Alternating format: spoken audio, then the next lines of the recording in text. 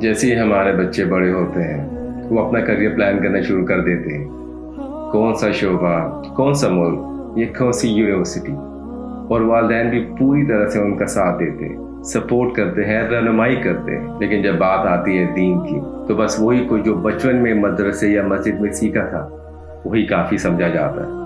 نہ کبھی مزید سیکھنے کی کوشش، نہ سوالات کرنے کی ہمت، اور سب سے بڑا مسئلہ یہ کہ اگر کوئی صرف اتنا پوچھ لے کہ یہ بات قرآن یا سنت میں کہاں لکھی ہے تو لوگ ناراض ہو جاتے ہیں، جیسے یہ سوال کرنا گستاخی ہو۔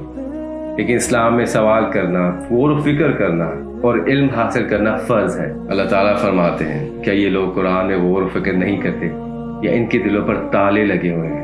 ہمیں اندھی تقلید نہیں بلکہ سمجھ کر عمل کرنا سکھایا گیا ہے۔ اللہ تعالیٰ ایک اور جگہ فرماتے ہیں، اور جب ان کافروں سے کہا جاتا ہے کہ جو اللہ نے نازل فرمایا اس کی پیروی کرو تو کہتے ہیں نہیں، بلکہ ہم تو اس روش پر چلیں گے جس پر ہم نے اپنے باپ دادا کو پایا، اگرچہ ان کے باپ دادا نہ کچھ عقل رکھتے ہوں اور نہ ہی ہدایت پر ہوں۔ نبی اکرم صلی اللہ علیہ وسلم نے فرمایا، جس کے ساتھ اللہ بھلائی کا ارادہ رکھتا ہے اسے دین کی سمجھ عطا فرماتا ہے۔ یعنی صرف یاد کرنا کافی نہیں، سمجھنا ضروری ہے، کیونکہ یاد رکھیں آخرت میں ہر شخص اپنا حساب خود دے گا، ہر جان اپنے کیے کے جواب دہ ہے۔